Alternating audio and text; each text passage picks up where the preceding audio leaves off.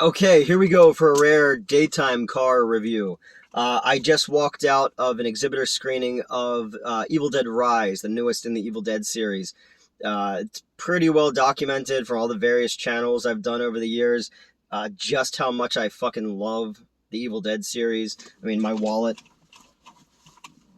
is the Necronomicon, so I still very, very clearly remember the first time I saw Evil Dead 2 in the third grade as a rental, and just saying, like, wait a minute, if you can make movies like this, like, why does anybody make movies not like this? The way that the camera moved and the way that the sound design worked and this bizarre splat stick style humor to it. And I've loved everything. I mean, Evil Dead 2 is just one of the greatest independent movies of all time. The first one, you know, its frayed edges kind of add to its charm, and there's a reason why Sam Raimi is still such a an important filmmaker in the industry. I really really like the 2013 remake mostly because of the use of practical effects. I played all the video games and the comics, and I loved Ash versus the Evil Dead. So always excited for more Evil Dead.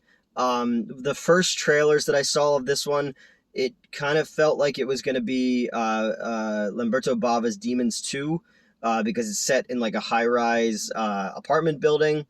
It's got some of that in it for sure, but it also is a lot of you know the gate, and there's some Hereditary in there, and it's wild, man. It's 100 minutes, and it takes its time in the beginning, setting up all of the pieces, but then once it goes, it just fucking doesn't stop until the end, and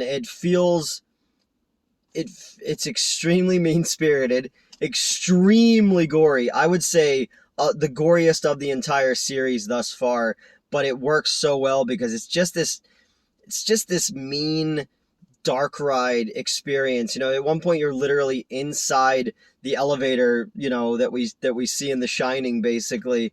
Without giving too much away, the movie is about a single mother in Los Angeles, but everyone has New Zealand accents and they don't hide them very well. She's a tattoo artist. We kind of get the impression of. She has three kids. Her one daughter is a feminist activist. She's a teenager. She has a little girl who believes that the apartment is haunted. Because the building used to be a bank, so there's like bank vaults, and they tell a story about a ghost that died there, and if you see it, it'll steal your money. So the little girl cuts the heads off her dolls and attaches them to the end of sticks and makes Stephanie.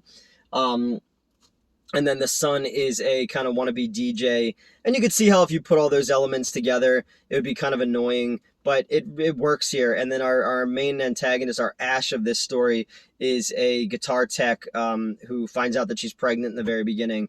And she goes to see her sister, who kind of solves her problems for her in life. And we get our ancillary characters just to increase the body count in the movie that also exist in this former bank apartment building, which is going to be condemned. So they're figuring out where they're going to go, and the building the building is very cramped. It's got that cabin in the woods from the original movie kind of vibe to it, but it's cool to see it taken out of the cabin and into the urban setting. Although it does start in the woods and then we flash back. But what's really cool about it is the movie opens with that familiar, the demon force, the Deadite force that's unseen moving through the woods, and then we find out that it's a drone. And I was like, oh, it's really cool. That's a neat way to do this. And then something happens, the movie starts with a scalping, and then we flash back to how this whole thing came to be. And I'm starting to wonder, like, wait a minute, who's this character and how does she connected to these characters? There's an earthquake, and in that earthquake, a vault is revealed to the kids who went to go pick up pizza. So it's also got kind of the 80s Canadian horror movie vibe to it, because the there's a hole in the ground, and you find the record inside, and when they play the record, it unleashes the the Deadites. The Necronomicon in this one is really cool, and they mentioned that there are 3 books that were unearthed in the ruins of the Kandaria, which means that this is in direct continuity with Army of Darkness because of the 3 books there that Ash encounters. Ash is not in the movie, but I really like the look of this Necronomicon. It's bound, it's inked in human blood and bound in human flesh, but it's latched together with teeth. And when the kid cuts himself on the teeth, it drips blood on it, which starts this whole story in motion. They find these records that were recorded by these priests who are, doing an exorcism of the book after they translated it. And it's cool, man. It's really cool, and it sets up who our characters are. It sets up their relationships with each other. The movie is very much about motherhood, but it's not like a beat you over the head kind of message movie. Sets everything up. It sets up the instruments that we know are going to cause bodily harm. And then once the story goes, it just fucking goes, and I love how mean-spirited the Deadites are in, like, even more so in this one, because they get such glee out of torturing, people, and the mother character carries the bulk of it. It has all these great lines, but once it gets going, I was so fucking happy. I saw it with a couple other people for this exhibitor screening, and like I'm pointing out, like, oh my god, like when they're all Dead by Dawn, or when the eyeball pops out and it's like Evil Dead 2. There's just a lot of little nods, a lot of little sound cues. I love the sound fucking design of this movie too, where it's moving from the left channel to the right channel to the center. The little things that are mixed in with the soundtrack as well, where it sounds very much like the 2013 remakes score reuse, but there's just the sounds of flies and the sounds of Linda from the original movies is mixed in with it as well. And the director, I don't know any of his other work, and also, like, the movie was shot in New Zealand, and everyone has obvious Kiwi accents, but they're trying to do LA, and it's like, no. But the movie has this vibrant murkiness to it, which is really, really cool to see. Especially because the mother has like red hair, and that stands up, and there's like, kind of this like graffiti in the building and stuff that it pops, but everything has this kind of overhead, sickly, fluorescent look to it, where at times it very much looks like an early 2000s, like Fight Club would probably be the one that I would say it takes its biggest cues from visually. But there's a little like Underworld and Daredevil and like those type of movies of that era. But it gets fucking wild, leading all the way up to where you almost have something that's straight out of The Thing, or Society. It's got this very, like, it's big bad, and this one is just this massive bodies, and it's fucked up. The mom taunting the kids, and the kids being put in bodily harm is incredible. I love movies that don't pull their punches and just fucking go for the jugular. You got a character eating glass, and the glass like poking through their throat. Again, like I said, scalpings and a fucking cheese grater to the leg, and eyeball trauma, and fucking tattoo gun to the eye. So much good stuff in it. I was so happy with this movie. I love the level of just chaos that is in this movie, and yeah, man, if you were worried about another kind of, oh, it's another Evil Dead and whatever, people didn't like the last one because it was a remake. It really wasn't. It exists in that same universe.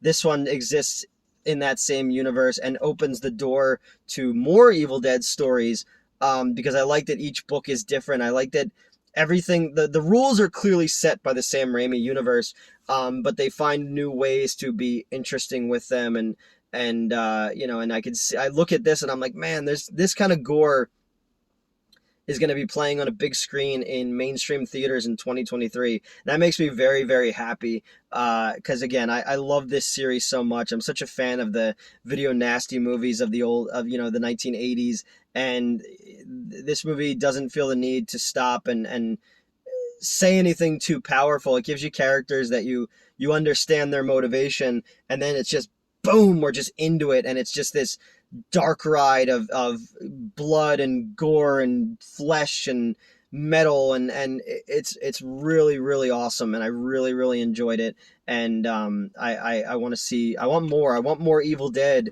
And you know, I'm sure the people around me were like, what the fuck, because I know the, you know, Kanda, Strata, and all that stuff that's in the movie.